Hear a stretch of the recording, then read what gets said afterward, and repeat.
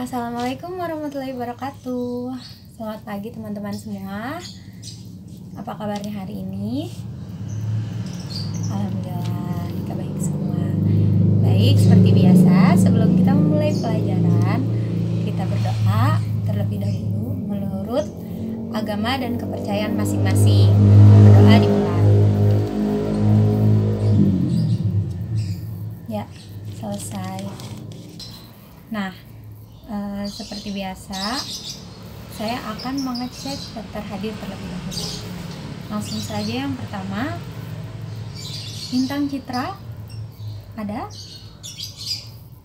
Kemudian Intan Nuraini ada.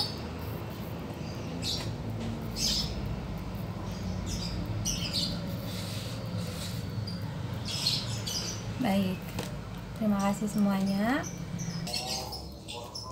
Nah, pada hari ini saya membawa sebuah koran. Kalian tahu, ada satu materi dalam pelajaran bahasa Indonesia yang berkaitan sekali dengan sebuah koran atau media massa. Apa itu? Nah, itu namanya teks editorial. Ya, pada hari ini kita akan mempelajari struktur dan kebahasaan teks editorial. Ada yang tahu tidak apa itu teks editorial?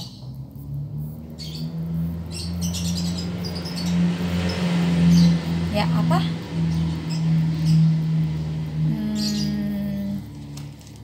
Ya, benar. Nah, jadi sebelum kita lanjut ke materi, ketika kalian membaca koran, apakah kalian pernah melihat, sebelum kita lanjut ke materi, ketika kalian membaca koran, apakah kalian pernah melihat seperti di layar ini? Nah, jadi ini itu bisa disebut dengan tajuk rencana atau berupa media menyebutnya editorial. Mungkin untuk saat ini sangat jarang sekali orang-orang membaca koran. Tapi kalian pasti pernah kan melihat siaran televisi atau berita seperti contoh yang ada di layar ini.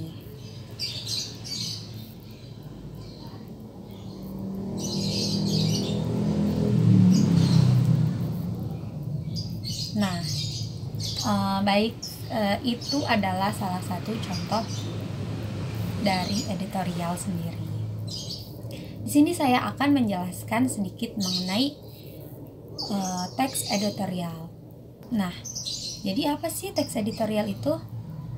Teks editorial adalah teks yang berisi pendapat pribadi seseorang terhadap suatu isi atau masalah aktual. Nah, apa saja strukturnya? Yang pertama itu ada teks atau pertanyaan umum, berisi sudut pandang penulis terhadap permasalahan yang diangkat. Kemudian yang kedua ada argumentasi. Argumentasi itu bentuk alasan atau bukti yang digunakan untuk memperkuat pertanyaan tesis. Kemudian yang ketiga ada reiteration atau penegasan ulang pendapat, yaitu berisi penguatan kembali atas pendapat yang telah ditunjang oleh fakta-fakta dalam bagian argumentasi.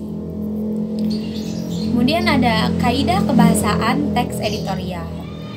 Yang pertama itu ada menggunakan kalimat retoris. Apa itu kalimat retoris? Itu pertanyaan yang tidak memerlukan jawaban. Kemudian yang kedua, menggunakan kata-kata populer. Kenapa menggunakan kata-kata populer? Agar mudah dipahami oleh khalayak umum. Kemudian yang ketiga, menggunakan konjungsi kausalitas. Hal ini menunjukkan sebab akibat. Dan yang keempat, menggunakan kata ganti. Nah, jadi pada materi kali ini hanya menjelaskan struktur dan kebahasaan pada teks editorial saja. Baik, sampai sini dapat kalian pahami? Ya. Apakah ada yang ingin ditanya? Baik, jika tidak ada yang ingin ditanya, silakan kalian buka buku halaman 50 terkait struktur dan kebahasaan teks editorial. Bisa dibaca lebih lengkap. Kemudian kerjakan latihan halaman 56 dan dikumpulkan pada pekan yang akan datang.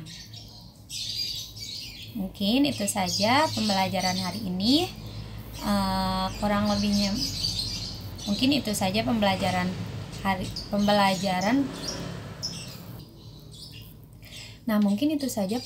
pada hari ini. Kita ucapkan hamdalah bersama-sama. Alhamdulillahirrahmanirrahim. Baik, sampai ketemu di pembelajaran bahasa Indonesia berikutnya. Assalamualaikum warahmatullahi wabarakatuh.